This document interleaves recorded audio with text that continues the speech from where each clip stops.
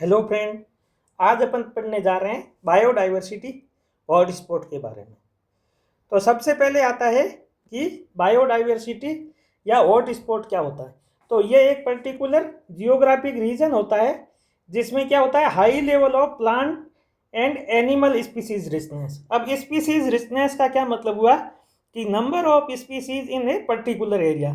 एक particular geographic area है, उसमें कितने नंबर ऑफ स्पीसीज है उसको क्या कहेंगे, स्पीसीज रिचनेस कहेंगे। तो ऐसा एरिया जहाँ पे बहुत ज़्यादा मात्रा में प्लांट और एनिमल्स की स्पीसीज हो, और वो भी अपन बात करें फिर एंथ्रोपोजेनिक एक्टिविटी के द्वारा इन्फ्लुएंस हो, या ऐसे हो कि थ्रेटेड बाय ह्यूमन एक्टिविटी, तो उसको अपन क्या कहेंगे, बायोडाइवर्सिटी हॉटस्पॉट।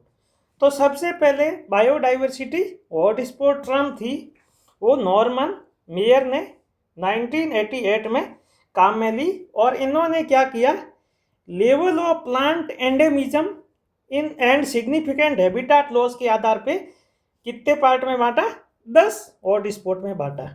अब एंडेमिज्म क्या होता है कि, या एंडेमिक स्पीसीज क्या होता है कि ऐसी स्पीसीज जिसका डिस्ट्रीब्यूशन होता है वो एक पर्टिकुलर एरिया में रेस्ट्रिक्टेड होता है, पूरे वर्ल्ड वाइड नहीं होता है, उसको अपन क्या कहेंगे, एंडेमिक स्पीसीज कहेंगे। तो उन्होंने इसके आधार पे क्या किया, 10 ट्रॉपिकल फॉरेस्ट या एज ए हॉट स्पॉट को डिवाइड किया। फिर उन्होंने क्या किया, 2 साल बाद इन्होंने 8 और हॉट स्पॉट ऐड किए, और टोटल इन्होंने कितने बताए, 18 हॉट स्पॉट। उसके बाद क्या हुआ कि कंजर्वेशनल इंटरनेशनल ऑर्गेनाइजेशन है, इन्होंने मेयर के साथ मिलके first systematic update of hot spot के बारे में बताया कि कंजर्वेशनल इंटरनेशनल ऑर्गेनाइजेशन और मेयर ने साथ में मिलके क्या किया, पहला सिस्टेमेटिक क्लासिफिकेशन के बारे में बताया।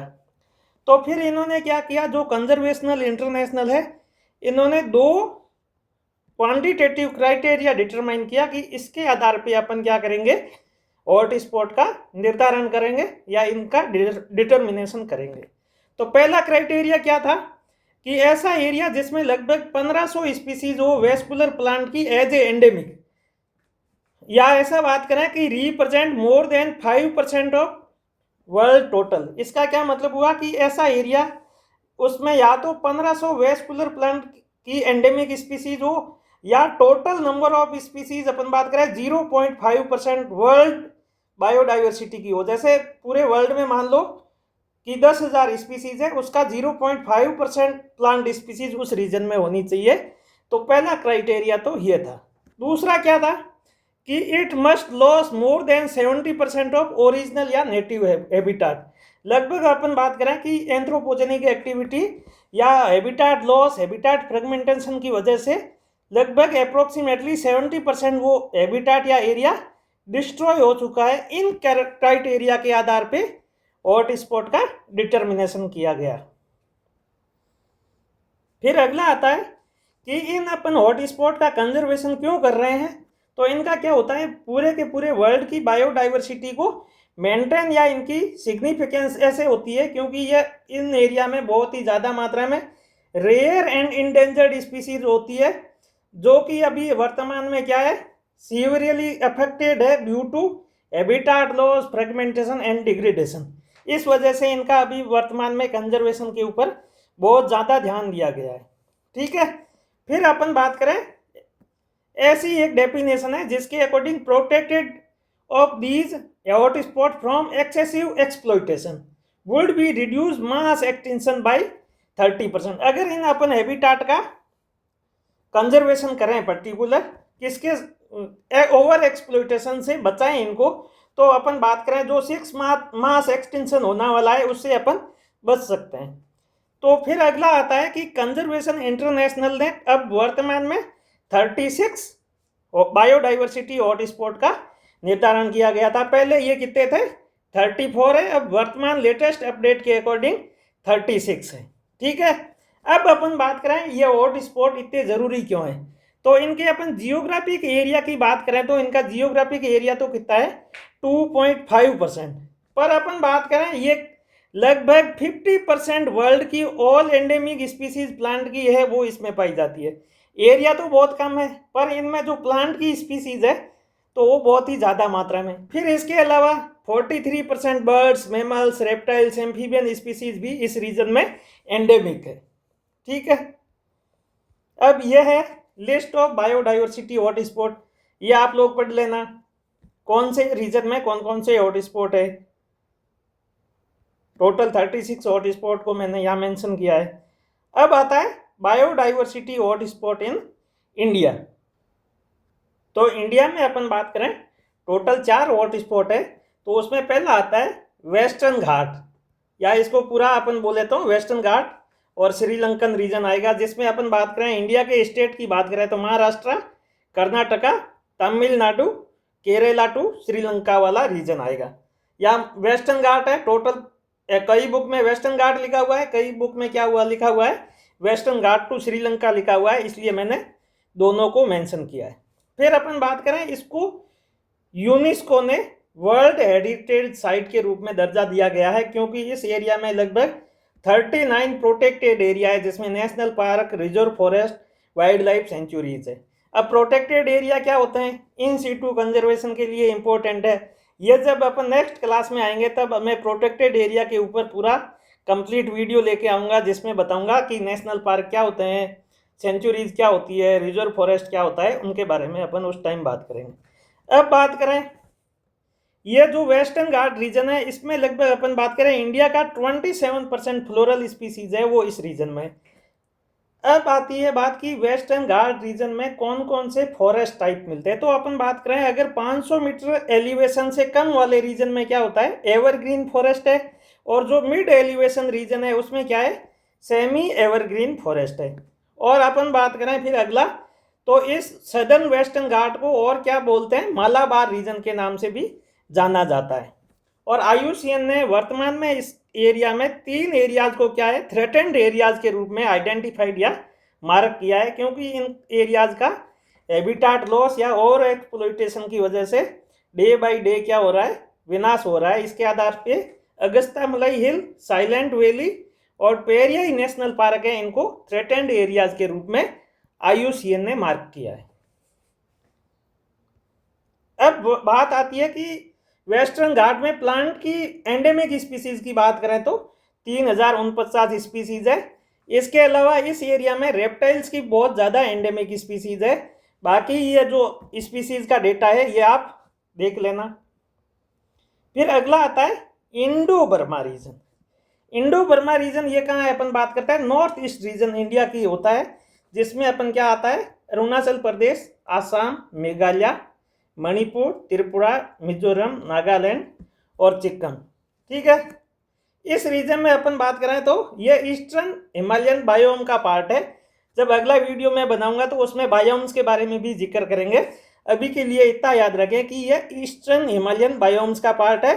और इस एरियाज में अपन बात करें बायोजियोग्राफिक रीजन करें तो 3 रीजन से ये मिलके पूरा बना हुआ होता है, इंडियन, मलयालम और चाइनीज से। ठीक है, इसमें अभी बात करें तो फॉरेस्ट टाइप कौन सा है, 1500 मीटर से कम में तो ट्रॉपिकल फॉरेस्ट है, और उसके ऊपर क्या कौन सा होता है, टेम्परेट फॉरेस्ट है। और अभी अपन बात करें लास्ट 15-12 ईयर्स में अपन यहाँ से टोटल 6 लार्ज मैमल्स स्पीसीज की खोज की गई है, जिसमें आता है large antlered muntjac, Annamite muntjac, grey सेंट यूक, Annamite striped rabbit, leaf deer और सोएला का यहाँ से डिस्कवरी हुई है। तो ये एग्जाम पॉइंट ऑफ व्यू से बहुत ही इंपॉर्टेंट है कि आपको ऑप्शन दे दिया जाए कि जो इंडो बर्मा रीजन है इनमें लास्ट 12 ईयर में किन किन मैमल्स की स्पीसीज की खोज हुई है। और दूसरा ये हॉटस्पॉट इसलिए इम्पोर्टेंट है कि इस रीजन में कि जो एंडेमिक फ्रेश वाटर टर्टल की स्पीसीज है ये बहुत ही ज़्यादा है।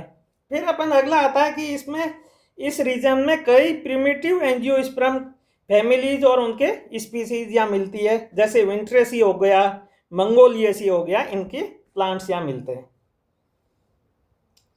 इस रीजन में अपन एंडेमिक प्लांट की बात करें तो लगभग 7000 प्लांट स्पीसीज यहाँ प्लांट की एंडेमिक है। और फ्रेश वाटर फिशेज की बात करें तो अपन 553 फिशेज की स्पीसीज इस रीजन में एंडेमिक है। अगला रीजन आता है हिमालयन हॉटस्पॉट है। ये किसका होम है, अपन बात करें मोस्टली माउंट एवरेस्ट है, तो यहाँ पे क्या है, टॉलेस्ट माउंटेन है। और इसमें अपन बात करें India, Bhutan, central and eastern Nepal भी आएगा। और इस एरिया में क्या है, अब एल्टीट्यूड वेरिएशन या अपन बात करें जो माउंटेन्स की वजह से क्या है, डिफरेंट डिफरेंट टाइप के इकोसिस्टम है। जैसे अपन बात करें इस रीजन में एल्यूजॉय ग्रास लैंड है, सब ट्रॉपिकल ब्रॉड लीफ फॉरेस्ट है, अल्पाइन मेडोज है। तो इस वजह से क्या है, अलग अलग हैबिटाट या अलग अलग इकोसिस्टम होने की वजह से इस रीजन में जो बायोडाइवर्सिटी का नंबर है वो बहुत ही ज़्यादा है। क्योंकि अलग अलग हैबिटाट होंगे या अलग अलग इकोसिस्टम होगा तो वहाँ पे नंबर ऑफ स्पीसीज है वो बहुत ही ज़्यादा होती है। तो इसमें अपन बात करें लगभग 10,000 प्लांट स्पीसीज होती है, और उसमें से अपन बात करें 3,160 है वो एंडेमिक है। और फिर अपन बात करें इस हॉट स्पॉट में ऑर्किडियेसी फैमिली, जैसे अपन बात करें ऑर्किड प्लांट्स है, उनकी लगभग 750 स्पीसीज यहाँ मिलती है। फिर अगला आता है लगभग यहाँ पे 300 मैमल्स की स्पीसीज डॉक्यूमेंट की जा चुकी है, जिसमें अपन बात करें गोल्डन लंगूर, क्रिटिकली इंडेंजर्ड पिग्मी हॉग भी शामिल है यहाँ पे। ये अपन बात करें यहाँ पे टोटल स्पीसीज की बात करें लगभग मैमल्स की कितनी हो गई, 300 स्पीसीज है। इसमें से 12 स्पीसीज यहाँ एंडेमिक है। प्लांट की 10,000 स्पीसीज है, उनमें से 3,160 स्पीसीज है ये एंडेमिक है। फिर बर्ड्स की बात करें तो 977 स्पीसीज है, उनमें से 15 स्पीसीज यहाँ पे क्या है, एंडेमिक है। फिर रेप्टाइल्स की बात करें तो 176 स्पीसीज है, उसमें से 48 एंडेमिक है। तो ये क्या है, पूरा का पूरा आपने बायोडाइवर्सिटी या हिमालयन हॉट स्पॉट के बारे में बात की। अगला आता है सुंदालैंड हॉट स्पॉट। तो इसको अपन बात करें, यूनाइटेड नेशन ने क्या किया, 2013 में इसको वर्ल्ड बायोडाइवर्सिटी रिजर्व के रूप में घोषित किया गया है। और इसमें अपन बात करें इंडिया का कौन सा पार्ट आएगा, अंडमान निकोबार आइसलैंड वाला रीजन आएगा। और यहाँ पे क्या होता है, जो पर्सिपिटेशन या एनुअल रेनफॉल होती है वो बहुत ज़्यादा होती है, जिसकी वजह से यहाँ पे वेजिटेशन की बात करें तो लगभग 11 टाइप के मेजर फॉरेस्ट हैबिटाट यहाँ पे मिलते हैं, ठीक है। और इस रीजन में अपन बात करें तो मोर देन 10% जो कंट्री की फौनल स्पीसीज है यहाँ मिलती है। ये जो मैं बता रहा हूँ आपको कि नंबर ऑफ स्पीसीज एंडेमिक कितनी है, टोटल स्पीसीज कितनी है, ये मैंने इन्वायरमेंट स्टैटिक इंडिया 2020 के वॉल्यूम से लिया गया। ये कोई मन मर्जी या ऐसे ही मतलब कहीं विकीपीडिया से उठा के नहीं लिया गया, पूरे पर्टिकुलर ऑथेंटिक सोर्स के साथ मैंने यहाँ पे वीडियो बनाया है। और इस रीजन में अपन बात करें सुंदालैंड में, तो सुंदालैंड में अपन बात करें लगभग 15,000 प्लांट स्पीसीज मिलती है। और फिर अपन बात करें इस रीजन में फ्रेश वाटर फिशेज की लगभग 350 एंडेमिक स्पीसीज मिलती है। थैंक यू, मिलते हैं नेक्स्ट वीडियो में।